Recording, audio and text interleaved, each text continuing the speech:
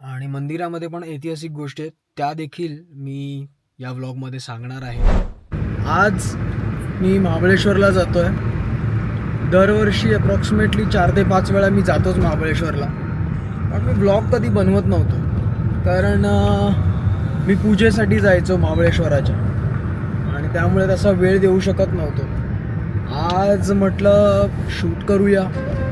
आणि Mahabaleshwar tourist place आहे हे सगळ्यांना माहिती आहे, हिल स्टेशन आहे हे सगळ्यांना माहिती आहे, पण त्याच्याहीपेक्षा जास्त एक महात्म्य आहे या स्थानाला. आणि ते महात्म्य काय आहे ते मी आज तुम्हाला या व्लॉगमध्ये सांगणार आहे, दाखवणार आहे.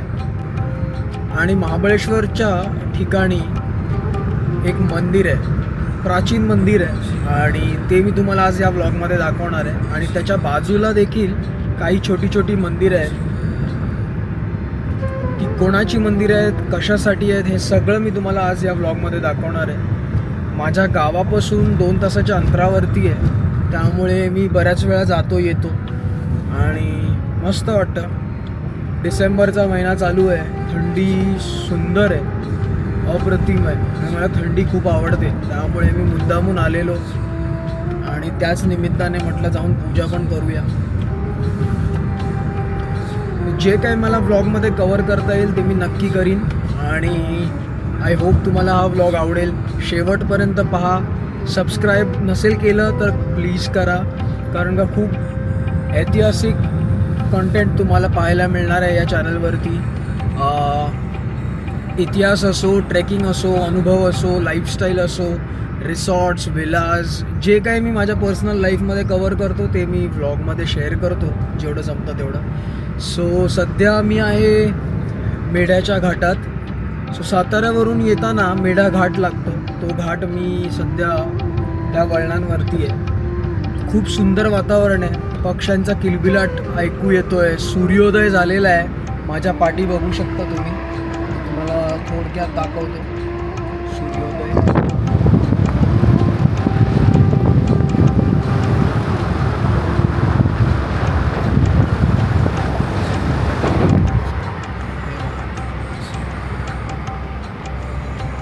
सूर्योदय झालेला आहे, खूप मस्त दिसतोय सूर्यनारायण. आणि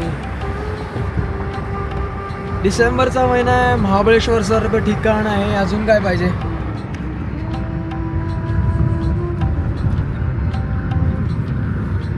तर मग आता भेटूया महाबळेश्वरमध्ये पोचल्यानंतर. तोपर्यंत हा घाट कव्हर करतो. महाबळेश्वराचे अंतर पुण्यापासून जवळपास 125 किलोमीटर आहे, म्हणजेच 3 ते 4 तासाचा प्रवास लागतो. तर मुंबई ते महाबळेश्वर हे अंतर 230 किलोमीटरच्या आसपास आहे, ज्याला आपल्याला 5 ते 6 तासांचा प्रवास करावा लागतो. सातारा ते महाबळेश्वर हे अंतर जवळपास 50 ते 60 किलोमीटर असल्यामुळे 1 ते 1.5 तासाचा प्रवास आहे. महाबळेश्वरमध्ये काही मनमोहक प्राचीन मंदिरे आहेत, जी प्राचीन वास्तुकला, निसर्गाचे घटक, भौगोलिक स्थान, ज्योतिषीय अभ्यास, पौराणिक कथा आणि स्थानिक इतिहास याचे परिपूर्ण मिश्रण आहेत. महाबळेश्वरमधील ही प्राचीन मंदिरे उत्कृष्ट नमुना आहेत आणि ती एक आध्यात्मिक अनुभव देतात, जी तुम्हाला महाराष्ट्र, भारत किंवा कदाचित जगात कुठेही सापडणार नाही. स्ट्रॉबेरीच्या शेती आणि आश्चर्यकारक लँडस्केपसाठी ओळखले जाणारे महाबळेश्वर हे महाराष्ट्राच्या पश्चिम घाटातील सर्वात आवडत्या डोंगराळ शहरांपैकी एक आहे. बहुतेक पर्यटक येथे त्याच्या चित्तथरारक नैसर्गिक सौंदर्यासाठी भेट देतात, परंतु बरेच लोक महाबळेश्वराच्या जुन्या शहरात लपलेल्या प्राचीन खजिन्याला चुकवतात. आणि हा माझा व्लॉग त्यासाठीच. पोचलोय महाबळेश्वराच्या मंदिराजवळ. पार्किंग आहे, गाडी लावली आहे, आणि समोरच मला चहावाले दिसतात. एकदा बघतो, चहा घेतो आणि जाऊन येतो मंदिरात. कॅमेरा अलाउड नाही आहे काही ठिकाणी. सो बघूया. ऐतिहासिक ठिकाण आहे, आध्यात्मिक ठिकाण आहे, त्यामुळे इथलं पावित्र्य राखलं पाहिजे. मूर्खपणा करून चालत नाही अशा ठिकाणी. सो बघूया, लेट्स सी. मला जे काय कव्हर करता येईल ते मी करीन. आत्ता पार्किंगमध्ये आहे मी, गाडी लावलेली आहे. चहावाला समोर दिसतोय, थंडी आहे खूप मस्त आणि जवळपास 10 डिग्री सेल्सिअसची थंडी आहे. त्यामुळे नुसता कॅमेरा बाहेर काढला खिडकीच्या शूट करण्यासाठी तरी हात थंड पडला माझा, इतकी थंडी आहे. सध्या गर्दी कमी आहे कारण का मी सकाळी 7:45ला पोचलो आहे आणि पूजा करणार, मग तुम्हाला सगळा परिसर दाखवणार. आणि मंदिरामध्ये पण ऐतिहासिक गोष्टी आहेत, त्या देखील मी या व्लॉगमध्ये सांगणार आहे.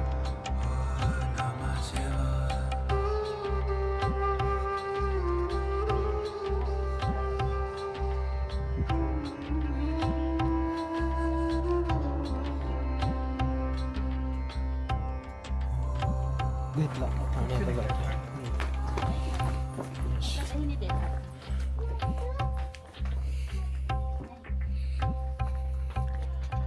सकाळी आलोय. दुकानं तर सगळी बंद आहेत. हे सगळी दुकानं आता थोड्या वेळाने उघडतील. गर्दी पण नाही आहे, पण असं म्हणतात की 11 वाजेपर्यंत गर्दी वाढेल. सगळे झोपले असतील थंडीमध्ये आणि मी आलो इथे महादेवांचं दर्शन घ्यायला.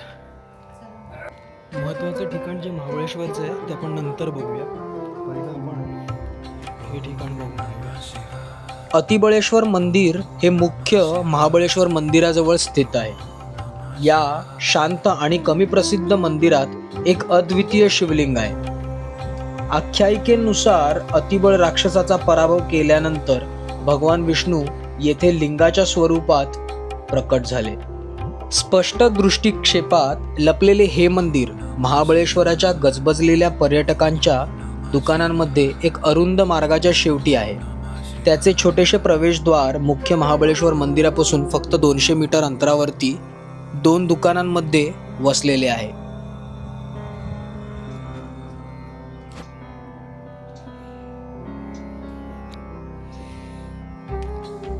या ठिकाणाची पण एक वेगळी आख्यायिका आहे, ती मी तुम्हाला सांगेनच. स्कंद पुराणात महाबळ आणि अतिबळ या 2 राक्षस भावांबद्दल एक कथा आहे, जे एकेका काळी महाबळेश्वरच्या जंगलात राहत होते. ते बलवान आणि दुष्ट होते आणि त्यांनी खूप त्रास दिला. म्हणून सामान्य लोकांनी ब्रह्मा, विष्णू, महेश या देवतांना त्यांच्यापासून मुक्तता मिळावी आणि त्यांच्या यातनांचा अंत व्हावा म्हणून प्रार्थना केली. सामान्य लोकांच्या प्रार्थनेने देव प्रसन्न झाले आणि त्यांनी या दोन्ही राक्षसांना मारण्याचा निर्णय घेतला. भगवान विष्णूंनी प्रथम अतिबळ राक्षसाचा वध केला. नंतर भगवान शिव महाबळ राक्षसाचा वध करण्यास पुढे सरसावले. परंतु महाबळ राक्षसाला इच्छा मृत्यूचे वरदान मिळालेले होते, स्वेच्छेने मृत्यू, आणि म्हणूनच भगवान शिव त्याला मारू शकले नाही. म्हणून भगवान ब्रह्मदेवांनी महामायेला बोलवले आणि तिने महाबळ राक्षसाला आत्महत्येसाठी प्रवृत्त केले. त्यानंतर महाबळ मरण्यास तयार झाला, परंतु एका अटीवर. देवांनी या 2 राक्षसांच्या नावाने या ठिकाणी कायमचे राहावे. अशा प्रकारे महाबळ आणि अतिबळ राक्षस अमर झाले आणि म्हणून भगवान विष्णू येथे अतिबळेश्वर, भगवान शिव महाबळेश्वर आणि भगवान ब्रह्मदेव कोटेश्वर म्हणून प्रकट झाले. आजही तुम्हाला महाबळेश्वरमध्ये ही मंदिरे प्रत्यक्ष आढळतील. महाबळेश्वर मंदिरात एक भव्य स्वयंभू किंवा स्वयंप्रकट झालेले शिवलिंग दिसते. त्याची रचना जमिनीतून बाहेर पडणाऱ्या एका विशाल रुद्राक्ष मणीसारखी आहे. या मंदिरातील मुख्य महाबळेश्वर शिवलिंग खूप प्राचीन आहे. 16व्या शतकात जावळीच्या चंद्रराव मोरे यांनी हे मंदिर पुनर्बांधणीत केले. या मंदिरात तुम्हाला शक्तिशाली दैवी ऊर्जा जाणवू शकते.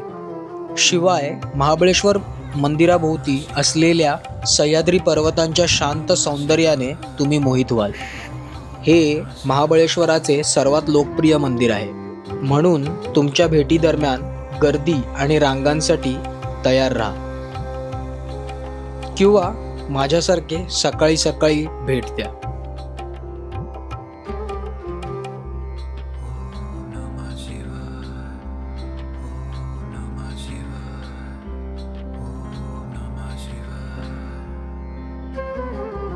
शिवाजी महाराजांचं नातं महाबळेश्वराशी खूप जुनं आहे. त्याबद्दल सविस्तर शेवटच्या भागामध्ये या व्लॉगमध्ये बोलूच आपण. पण थोडक्यात सांगतो, मला असं वाटतं जो ऐतिहासिक क्षण त्यांच्या आयुष्यातला किंवा स्वराज्याच्या आयुष्यातला जो इथे घडलेला तो ह्याच परिसरामध्ये घडलेला असणार, ज्यामध्ये सरळ गेला शिवाजी महाराजांनी राजमाता जिजाबाईंचे सुवर्ण तुळा याच ठिकाणी केली असते. आलात तर हा परिसर समोर कौतुकाने पाहून घ्या. आपण सध्या सरळ चालत जाऊया. पार्किंग पासून खाली आल्यावर आपल्याला पुरातन मंदिर दिसतं अजून एक, जे आहे कृष्णा नदीवरती. सो हे माझ्या खूप आवडीचं मंदिर आहे, कारण इथे आल्यानंतर जो नजारा आहे खूप सुंदर दिसतो मंदिराच्या समोरून. महाबळेश्वरांच्या डोंगरातून समोर दिसणारं धरण, कृष्णा नदी जी निघते त्याच्यावरती एक धरण छोटंसं बनवलेलं आहे ते दिसतं. आणि तुम्ही या इथे आल्यानंतर महाबळेश्वर टुरिस्ट प्लेस आहे, नक्की आहे, पण हे नाव कसं पडलं आहे ह्याचं कुतूहल जरा तरी बाळगा. कारण का मी अशी बरीच लोक बघितली ज्यांना काही माहिती नाही आहे की महाबळेश्वर का नाव दिलं गेलेलं आहे. इथे महादेवांचं मंदिर आहे, त्यांचं नाव महाबळेश्वर आहे, आणि म्हणून त्या मंदिरामुळे, प्राचीन मंदिरामुळे आध्यात्मिक इतिहास लाभलेला आहे, आणि म्हणून ह्या ठिकाणाचं नाव महाबळेश्वर ठेवलं गेलेलं आहे. सो अजून एक महत्त्वाची गोष्ट आहे, ह्या महाबळेश्वरातून 5 नद्या उगम पावतात, म्हणून एक वेगळं महात्म्य आहे. जुन्या लोकांनी पूजनीय स्थान बनवलं हे, कारण का इथे महादेवांचं स्थापना झालेली आहे, अवतार झालेला आहे महाबळेश्वरांचा, आणि प्रचंड जुना प्राचीन असा इतिहास आहे या ठिकाणाचा.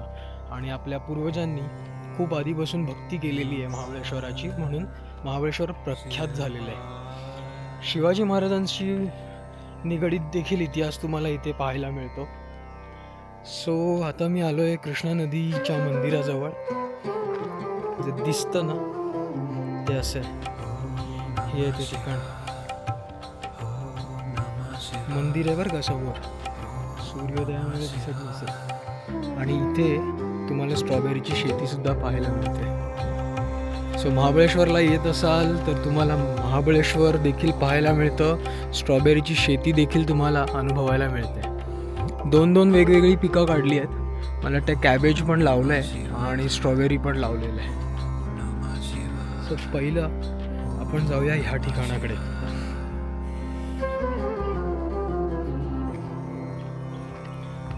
हे आहे कृष्णा नदीचं मंदिर, आणि खूप कमी ठिकाणी असं पाहायला मिळतं, पण कृष्णामाईला नेहमी देवीचा अवतार संबोधला गेला आहे, त्यामुळे आपण आई समान तिला मानतो, आणि त्यामुळेच या ठिकाणी आपल्याला त्यांचं मंदिर पाहायला मिळतं. सूर्योदय झाला आहे, सूर्य असा तोंडावरती येतो आहे, मस्त वाटतं आहे. टेम्परेचर पण 10 डिग्री सेल्सिअसच्या आसपास आहे, पण मस्त ठिकाण आहे. तुम्हाला मी समोरचा नजारा दाखवतो.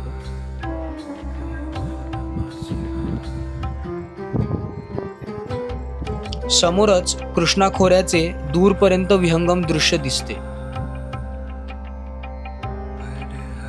हे मंदिर आहे.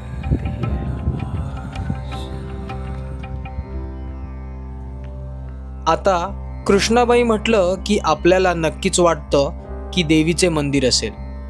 मात्र महाबळेश्वरमधील कृष्णाबाई मंदिर हे भगवान शंकराला समर्पित आहे. मंदिराच्या निर्मितीबद्दल बोलायचे झाले तर असं म्हणतात, त्याचा निर्मिती काळ हा 1000हून अधिक वर्षापूर्वीचा असावा असे वाटते. मंदिराची बांधकाम शैली तर इतकी प्राचीन आहे की कदाचित मंदिर 5000 वर्षापूर्वी बनविले गेले असावे असे देखील अनेकांना जाणवते. मंदिराच्या गाभाऱ्यात आणि बाहेर देखील तुम्हाला दगडात कोरलेले छत आणि त्यासोबत स्तंभ बघायला मिळतात. आपल्याला हे स्तंभ त्या काळातील स्थापत्यकलेचा एक उत्तम नमुना देऊन जातात.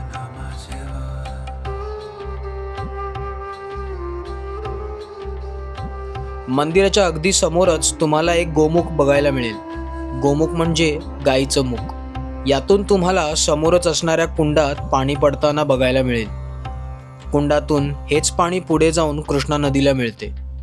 आता मंदिर जरी भगवान शंकराला समर्पित असले तरी मंदिराच्या नावाचा इतिहास जरासा वेगळा आहे. आपण प्रत्येक जण पंचगंगा मंदिरामध्ये जाऊन नक्कीच दर्शन घेतो. पंचगंगा मंदिरामध्ये आपल्याला 5 नद्यांचा एकत्रित संगम झालेला दिसतो. त्या 5 नद्या म्हणजेच कोयना, कृष्णा, वेण्णा, सावित्री आणि गायत्री होय. या 5 नद्यांपैकी एक नदी कृष्णा नदी. गोमुखातून जे पाणी बाहेर पडतं ते ठिकाण म्हणजे कृष्णा नदीचे उगमस्थान. कृष्णा नदी या मंदिरातून उगम पावते, म्हणून या मंदिराला कृष्णाबाई मंदिर असं म्हटलं जातं. कृष्णा नदीचा उगम इथूनच झाला, म्हणून याचे नाव कृष्णामाई मंदिर. तसे हे मंदिर कृष्णाबाई अथवा कृष्णाई मंदिर या नावाने देखील ओळखले जाते. हे मंदिर कधी बांधलं गेलं याबद्दल अनेक मतांतर आहेत. कोणी म्हणतं 1000 वर्षापूर्वी, तर कोणी म्हणतं 5000 वर्षापूर्वी. सनातन धर्म स्वतः इतका प्राचीन आहे की जे काही बांधकाम आपल्याला दिसतं त्याबद्दल ठाम मत व्यक्त करणं खरंच अवघड होऊन जातं.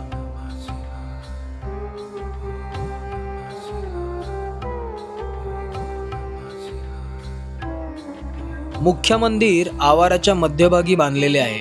मंदिराच्या पश्चिमेकडे आणि दक्षिणेकडे दगडांचे आवाराचे बांधकाम केलेले दिसते.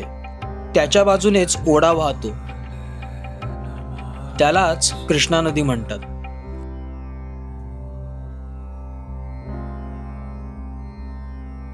कृष्णेचे लुप्त होऊन येणारे पाणी पहिल्यांदा याच कुंडात येते आणि त्याला जोडून असलेल्या गोमुखातून ते मुख्य कुंडात येते. मंदिराला दोन्ही पुढच्या बाजूस ओसऱ्या आहेत. त्याच्यामध्ये पुढच्या बाजूस असलेल्या पूर्ण खांबाची संख्या 10 आहे. तर त्याच ओळीमध्ये 2 अर्धस्तंभ देखील आहेत. त्याच्यामधल्या प्रत्येक खांबावर एकसारखी नक्षीकाम केलेली दिसते. शिवाय खांबाच्या मागील बाजूस भिंतींमध्ये देखील तितकेच अर्धस्तंभ आहेत. त्यावर मात्र नक्षीकाम नाही. त्या दोन्ही खांबांना जोडणारी महिरप आहे. याच्या छताच्या भागामध्ये एकूण 10 शिल्पे घडवलेली दिसतात. शिखरांच्या रचनेमध्ये महाबळेश्वरातील काही मंदिरांच्या शिखरांची रचना कृष्णामाईच्या मंदिराच्या शिखरासारखी आहे. अर्थात त्यांचा जीर्णोद्धार झाला आहे. छत्रपती शिवाजी महाराजांनी महाबळेश्वराच्या मंदिरात जिजाबाईंची सुवर्णतुळा केली आणि मंदिराचा जीर्णोद्धार देखील केला. परंतु त्यांनी त्या मंदिराच्या शिखरामध्ये बदल नाही केला. त्याची बांधणी जुन्याच पद्धतीने ठेवली, जी आज पाहायला मिळते. अभ्यासकांच्या म्हणण्यानुसार ही मंदिरे 14व्या-15व्या शतकात बांधलेली आहेत, कारण महाबळेश्वरमधील मुख्य बहुतांशी मंदिरे ही यादव काळात बांधलेली आहेत. कालांतराने त्यावर जीर्णोद्धार झाले आणि त्यामुळेच आजचे मंदिर आपल्याला पाहायला मिळते.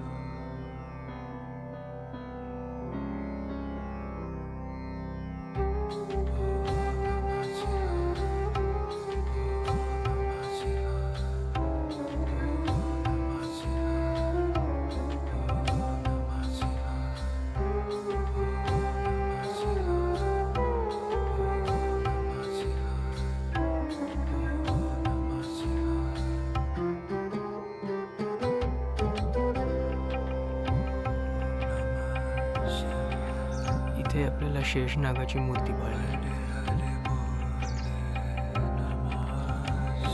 आणि तसंच इथे आपल्याला मत्स्यदेवाची मूर्ती पाहायला मिळते. इथे आपल्याला अजून एक मूर्ती सापडते, पण पाठीमागे ज्यांची मूर्ती आहे त्यांच्या पाठीमागे आपल्याला पंख दिसतात.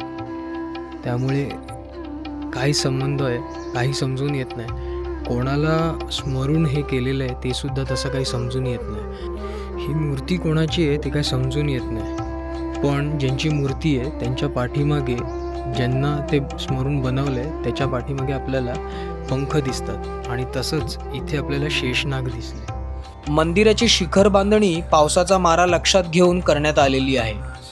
लांबून मंदिराची कल्पनाही येत नाही. कृष्णा नदी येथूनच आपला प्रवास सुरू करते. मी खरंच खूप प्रेमात पडलेलो आहे या मंदिराच्या. मी जवळपास 15 वेळा इथून गेलो आहे महाबळेश्वरला. नेहमी महाबळेश्वरला अभिषेक घालतो आणि कृष्णामाईचं दर्शन घेतो. खूप सुंदर ठिकाणी वसलेलं आहे.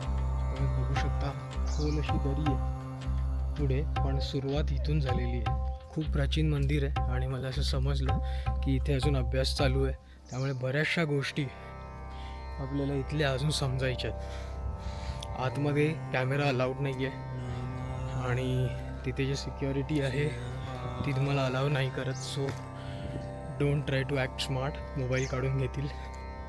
ड्रोन अलाउड नाही आहे म्हणूनच मी गप्प आहे. इथे ड्रोन शॉटसुद्धा खूप सुंदर घेतली असते. अप्रतिम मंदिर आहे. पण तुम्ही काही पण बोला, महाबळेश्वरला आलात तर नुसतं टुरिस्ट प्लेस म्हणून येऊ नका. खूप काही पाहण्यासारखं आहे, अनुभवण्यासारखं आहे इथे. आणि आलात तर आवर्जून महाबळेश्वराला जा. शिवलिंग पहा तिथलं. मी कुठलाही फोटो डाउनलोड करून सुद्धा दाखवणार नाही आहे.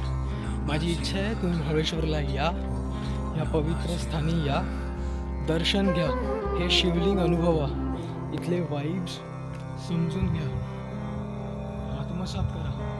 इतकं सुंदर ठिकाण आहे आपल्या धर्माशी निगडीत आणि बऱ्याच लोकांना माहिती नाही आहे. आता जातोय पार्किंगकडे. पार्किंगवरनं परत महाबळेश्वराचं दर्शन घ्यायला जाणार, कारण का मगाशी अभिषेकाला मला सवड नाही मिळाला. गर्दी होती. आधीच काही लोक अभिषेकासाठी येऊन बसलेले.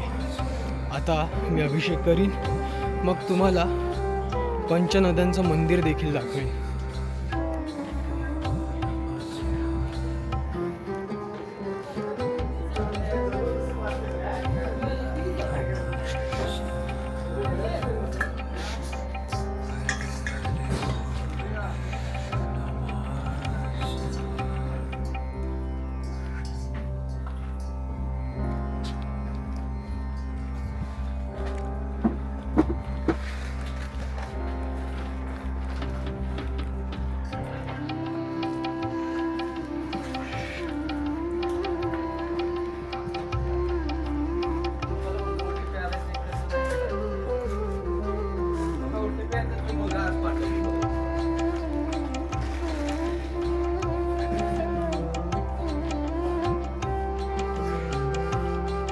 हे आहे पंचगंगा मंदिर. 4500 वर्षाहूनही अधिक जुने असल्याचे मानले जाते आणि ते 5 पवित्र नद्यांच्या संगमावर आहे. कृष्णा, कोयना, वेण्णा, गायत्री आणि सावित्री. मंदिराच्या मागील बाजूस वेगवेगळ्या नद्यांमधून या नद्या सतत वाहतात. पंचगंगा मंदिरात एक अद्वितीय गोमुख आहे, जिथे 5 पवित्र नद्यांचे पाणी एका सुंदर बनवलेल्या गायीच्या मूर्तीच्या मागील बाजूस वाहते आणि तिच्या मुखातून बाहेर पडते. भारतातील नेहमीच्या गोमुख डिझाईनपेक्षा वेगळे आहे. प्राचीन काळी पहिल्या कुंडाचा वापर पूजाविधी आणि पिण्याच्या पाण्यासाठी केला जात असे, तर दुसऱ्या कुंडाचा वापर आंघोळीसाठी आणि स्वच्छतेसाठी केला जात असे. पंचगंगा मंदिराच्या बाहेर आपल्याला एक शिवमंदिर पाहायला मिळतं, जे खूप सुबकरित्या बनवलेले आहे. ह्याला मी प्राचीन तरी नाही म्हणणार, कारण का दगडांच्या घडणावळीवरनं आपल्याला लगेच लक्षात येतं की सध्याच्या काळामध्येच हे बनवलेले आहे. आणि जवळपास चर्चा करताना मला समजले हे मंदिर अहिल्याबाई होळकरांनी बनवून घेतलेले आहे. या महादेवाचं नाव आहे रुद्रेश्वर. हे रुद्रेश्वरचे महादेव मंदिर कोणालाच माहिती नाही आहे. दिसतं तर सगळ्यांना, कारण पंचगंगा मंदिराच्या आत जातानाच उजव्या बाजूस आपल्याला हे मंदिर पाहायला मिळतं. पण याचा इतिहास, याबद्दलची आख्यायिका काहीच माहिती नव्हती. म्हणून मी जवळच्या ब्राह्मणांना विचारलं आणि त्यांनी मला हे सांगितलं की इथे हे मंदिर अहिल्याबाई होळकरांनी बनवून घेतलेले आहे, जे कदाचित कोणालाच एवढं माहिती नाही. त्यामुळे म्हटलं व्लॉगमध्ये सांगूया. मंदिरात गेलो आणि खूप सुंदर असं शिवलिंग मला पाहायला मिळालं. संगमरवरी दगडामध्ये हे शिवलिंग कोरलेलं दिसतं. वरच्या बाजूस संगमरवरी असून खालच्या बाजूचा फाउंडेशन जो आहे शिवलिंगाचा तो काळ्या पाषाणाचा आहे. पाहून खरंच खूप सुंदर वाटलं. आतमध्ये एक स्तंभसुद्धा पाहायला मिळाला, ज्यावर दिवा ठेवला जात असे. हे असे स्तंभ मी रायगडावरती देखील पाहिलेले आहेत. त्यामुळे आपल्याला हे लक्षात येतं की असे स्तंभ दिवा ठेवण्यासाठी वापरले जात होते. बऱ्याच ठिकाणी आपल्याला हे दिसतात, पण आता ते वापरात नसल्यामुळे मोडलेल्या परिस्थितीमध्ये मंदिराच्या आजूबाजूला पडलेले दिसतात. या मंदिराचे बांधकाम पाहून मला मेणवलीचे सिद्धेश्वर महादेवाचे मंदिर आठवले. ते देखील मंदिर खरंच खूप सुंदर आहे आणि अशाच पद्धतीचे त्याचे बांधकाम देखील आहे. बाहेरच्या बाजूने आपण पाहिलं तर रुद्रेश्वर महादेवाचं मंदिर असे दिसते. रिसेंटली मी एक महाबळेश्वरावरती बनवलेला व्लॉग पाहिला एका फेमस चॅनलचा, ज्यामध्ये या मंदिराबद्दल चुकीची इन्फॉर्मेशन दिलेली आहे. त्यांना देखील या मंदिराबद्दल चुकीची इन्फॉर्मेशन मिळाली असेल, म्हणूनच त्यांनी सांगितलं असेल. त्यामुळे मी करेक्ट करू इच्छितो. हे मंदिर कोटेश्वर मंदिर नाही आहे. त्यांच्या व्लॉगमध्ये या मंदिराला कोटेश्वर म्हटलेले आहे. हे मंदिर रुद्रेश्वर महादेवाचं मंदिर आहे, जसं मी आधी म्हणालो. या मंदिराच्या समोर आपल्याला एक असं शिल्प दिसतं, ज्याला चंड म्हणतात. असं म्हणतात या मंदिराच्या परिसरामध्ये जर का कोणी संन्यासी वारला तर त्यांच्या आठवणीमध्ये असे शिल्प उभारले जायचे. जर का तुम्ही इथे आलात तर ह्या सर्व मंदिरांचे दर्शन घ्या.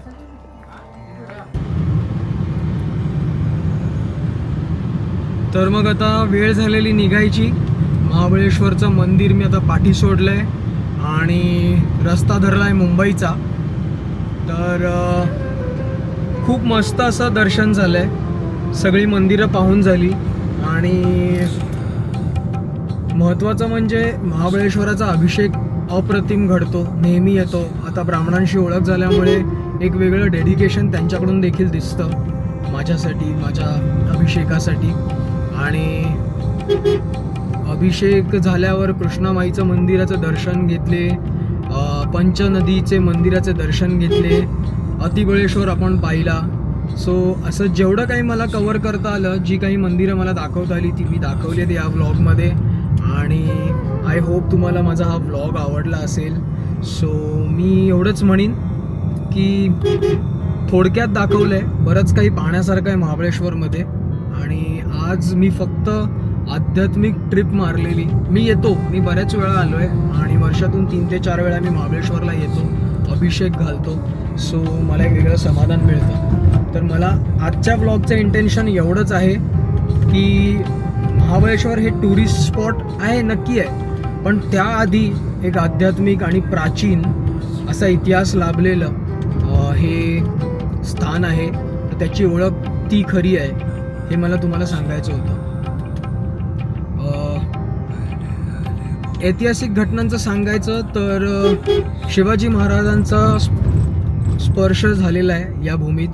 महाबळेश्वर त्यांच्या आधिपत्याखाली आलं आणि त्याच्या आधी होतं मोऱ्यांकडे. मोरे इथले राजे होते, जावळी खोऱ्यातले. आणि शिवाजी महाराजांनीच त्यांचं दत्तक विधान केलेलं, पण उर्मटपणामुळे त्यांना जावळीचं खोरं गमवावं लागलं. शिवरायांनी त्यांच्यावरती हल्ला करून जोरखोरं, जावळी, महाबळेश्वर हे सगळं त्यांच्याकडून काढून घेतलं. आणि त्याच्या आधी मोरे आदिलशाहसाठी नोकरी करत असल्यामुळे इथला जो काही रेव्हेन्यू असायचा तो आदिलशाहकडे जायचा. सो शिवरायांना आर्थिकदृष्ट्या फायदा झाला, धोरणात्मक जागा मिळाली, जेणेकरून गनिमी काव्यासाठी एक पोषक वातावरण निर्माण झालं स्वराज्यासाठी. आणि प्रतापगड त्याचबरोबर आला. रायरीचा किल्ला म्हणजे रायगड त्यांच्याकडे आला, जावळीचं खोरं, महाबळेश्वर जिंकल्यानंतर. हे सगळं जी भूमी आहे जी मोऱ्यांकडे होती ती सगळीच्या सगळी शिवरायांकडे आली. असं म्हणतात मोऱ्यांची प्रॉपर्टी आजच्या तामिणी घाटापासून विशाळगडपर्यंत होती. ही भूमी जर का तुम्ही गुगलवरती चेक केली तर प्रचंड एरिया असलेली ही जागा आहे, बऱ्याचशा घाटवाटा त्यातून जातात आणि त्यामुळे ट्रेड व्हायचा. त्या ट्रेडमधनं जो रेव्हेन्यू यायचा तो मोऱ्यांकडे यायचा, त्यातला काही हिस्सा ते ठेवायचे आणि पुढचा हिस्सा ते आदिलशाला पास ऑन करायचे. त्यामुळे आदिलशाची समृद्धी होती इकडे आणि अशाच कारणांमुळे शिवरायांचं लक्ष होतं त्या जोरखोऱ्यावरती आणि महाबळेश्वर, प्रतापगड या भूमीवरती. मॅप्रोजवळ पोचलो आहे आणि मॅप्रो पुढच्या ट्रिपमध्ये मी एक्सप्लोअर करणार आहे, तेव्हा मी याबद्दल सांगेन. मला सुद्धा एक्सप्लोअर करायचं आहे कारण का खूप चांगलं आहे, बघण्यासारखे आहेत, प्रोडक्ट्स चांगले आहेत असं ऐकलं आहे. सो सॉरी इंटरप्ट करतो आहे, इतिहासाला बाजूला ठेवलं थोडंसं कारण का मॅप्रो जवळ आल्यामुळे सांगितलं मी. दुसरी गोष्ट इतिहासावरती बोलायचं झालं तर जसं मी आधी म्हटलं, मोऱ्यांकडची ही भूमी महाराजांनी घेतली आणि प्रतापगड आला, मग अफजल खानाला तिथेच ठोकला. सो असा बराच इतिहास या भूमीमध्ये घडलेला आहे. वाई, महाबळेश्वर, प्रतापगड हे सगळं शिवरायांच्या राजकारणासाठी महत्त्वाचं होतं, स्वराज्यासाठी पोषक होतं आणि त्याचा फायदा बरोबर शिवाजी महाराजांनी घेतला. त्यामुळेच ते युगपुरुष म्हटले जातात. हे झालं मोऱ्यांबद्दलचं, इतिहासाबद्दलचं. पण मोऱ्यांचा इतिहास तुम्हाला इथे दिसतो. दरेगावात त्यांचा वाड्याचे अवशेष आपल्याला पाहायला मिळतात. असं काही मी व्लॉग्स बघितलेत, रील्स बघितलेत, गेलो नाही आहे पण आहेत. प्रचंड असा तो वाड्याचे चौथरे दिसतात. वाडा राहिला तर नाही आहे पण अवशेष आहेत. त्यांच्याच राजवटीतले काही गोष्टी या मंदिरात आपल्याला पाहायला मिळतात, म्हणून या व्लॉगमध्ये मी त्यांचं नाव घेतलं. मोऱ्यांनी अर्पण केलेला 18 हाताचा गणपती मंदिराच्या आतमध्ये गेल्यानंतर शिवलिंगासमोर ठेवलेला दिसतो. हा मोऱ्यांच्या घराण्यातून आलेला आहे. 18 हात, 9 हात राईट साईडला, 9 हात लेफ्ट साईडला. खूप सुंदर पितळ्याची मूर्ती आपल्याला ती पाहायला मिळते. त्यानंतर मंदिराच्या थोडंसं बाहेर आल्यानंतर गाभाऱ्याच्या बाहेर आल्यानंतर गर्भगृहामध्ये एक छोटीशी खोली दिसते जिथे एक पलंग ठेवलेला आहे. त्या पलंगाच्या समोरच आपल्याला एक पितळ्याचा नाग दिसतो आणि त्याच्यावरती काही गोष्टी लिहिलेल्या आहेत की हे शेषनागाची मूर्ती विटोळा घातलेली महादेवांसाठी अर्पण केलेली आहे मोऱ्यांच्या घराण्याकडून, असं तेव्हाच्या भाषेमध्ये लिहिलेलं आहे. तुम्हाला ते पाहायला मिळतं. जर का तुम्ही इथल्या ब्राह्मणांना विचारलं तर ते सुद्धा तुम्हाला दाखवतात. सो असा खूप सुंदर इतिहास लाभलेला आहे या मंदिराला. ऐतिहासिक वास्तू आहे, ऐतिहासिक घटना इथे घडलेल्या आहेत आणि काही गोष्टी देखील पाहायला मिळतात. हेच मला सांगायचं तात्पर्य होतं. हे झाले मोऱ्यांच्या घराण्यातल्या. बहामनी राजवटीत एक राजा होता ज्याचं नाव होतं इब्राहिम बहामनी. असं म्हणतात त्यांनी इकडे आक्रमण केलं आणि महादेवांनी त्यांचं अस्तित्व दाखवलं. मधमाशांनी हल्ला केला त्याच्या फौजेवरती आणि पळवून लावलं, जेणेकरून त्याला इथल्या ठिकाणातलं महात्म्य जाणवलं आणि त्यांनी स्वतःचा पलंग अर्पण केला. सो इब्राहिम बहामनी हे त्याचं नाव होतं. त्यानंतर ह्या झाल्या 2 गोष्टी. सुवर्णतुळा ही खूप महत्त्वाची गोष्ट आहे शिवरायांच्या इतिहासातली, ज्यामध्ये शिवरायांनी राजमाता जिजाबाई ज्यांच्यासाठी पूर्ण स्वराज्य घडवलं त्यांची सुवर्ण तुळा या पवित्र भूमीत ह्या मंदिराच्या समोरच्या गाभाऱ्यातच केलेली आहे असं इतिहासात नोंद आहे. म्हणजे मंदिराच्या आतमध्ये की बाहेर माहिती नाही, पण मंदिराच्या समोरच तेव्हा जी आत्ता दुकानं जिथे पाहायला मिळतात तिथेच शिवरायांनी सोनोपंत डबीर आणि राजमाता जिजाबाई या दोघांचे सुवर्णतुळा केलेले. सुवर्णतुळा म्हणजे काय तर त्यांच्या वजनाचं सोनं दान केलेलं. तर राजमाता जिजाबाईंच्या वजनाचं सोनं आणि सोनोपंत डबीरांचं सोनं आणि सोनोपंत डबीरांच्या वजनाचं सोनं मंदिराला दान केलेलं. तर राजमाता जिजाबाई तर शिवरायांच्या आई होत्या, मातोश्री होत्या, त्यामुळे त्यांच्याबद्दल तर अभिमान होताच. त्याचबरोबर सोनोपंत डबीरांचं केलं त्याचं कारण हे होतं की त्यांना ते गुरुवर्य मानत होते. शहाजीराजांनी स्वराज्य घडवताना काही लोकांना पाठवलेलं, त्यात सोनोपंत डबीरांची नेमणूक केलेली होती. एकनिष्ठ राहिले, प्रामाणिक राहिले शहाजीराजांसोबत, शिवरायांसोबत, आणि त्यामुळे एक वेगळं नातं होतं त्यांचं.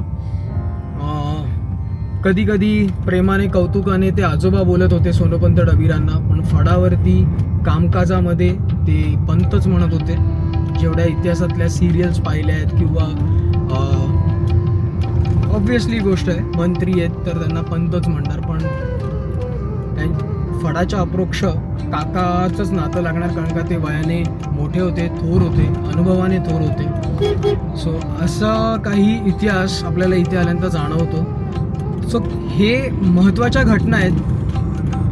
अजून काही गोष्टी मला समजल्या, त्या म्हणजे जेव्हा अफजल खानाला ठोकला प्रतापगडच्या पायथ्याला, तेव्हा त्याच्या शामियानाला 2 चांद तारे होते सोन्याचे, ते शिवरायांनी कापले आणि इकडे महाबळेश्वराला अर्पण केलेले आहेत अशी नोंद आपल्याला मिळते.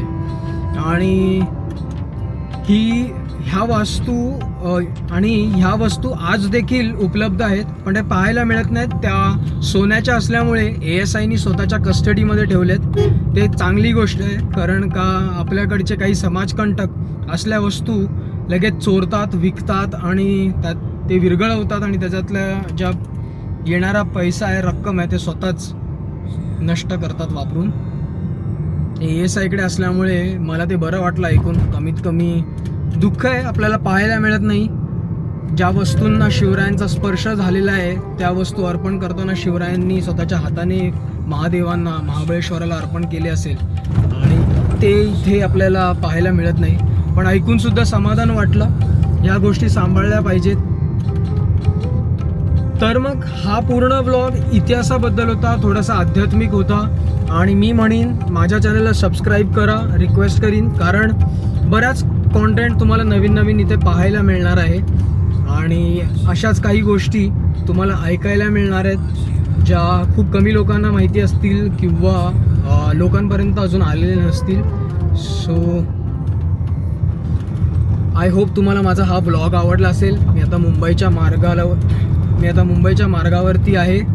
आय होप तुम्हाला माझा हा ब्लॉग आवडला असेल आणि भेटूया परत नवीन ब्लॉग सकट, नवीन कॉन्टेंट सकट. महाबळेश्वरवरती अजून एक ब्लॉग बनवणार आहे ज्याच्यामध्ये काही पॉईंट्स कवर करायचा माझा प्लॅन आहे. कितपत जमतं आहे मला माहिती नाही, but I am planning. Mapro garden explore करायचं आहे, कारण का बरेच लोक इकडे येतात, ते स्ट्रॉबेरी सिरप आणि ज्यूस, मॅप्रोचं नाव ऐकलेलं असतं, ब्रँड माहिती असतं, त्यामुळे ते अनुभवायला येतात. सो त्यावरती सुद्धा मला करायचं आहे, जेणेकरून जर का तुम्ही प्लॅन करत असाल तर इथल्या ह्या भागाचा तुम्हाला अनुभव येईल. तर मग भेटूया नवीन ब्लॉग सकट, नवीन कॉन्टेंट सकट. तोपर्यंत जय शंभूराजे, जय शिवराय.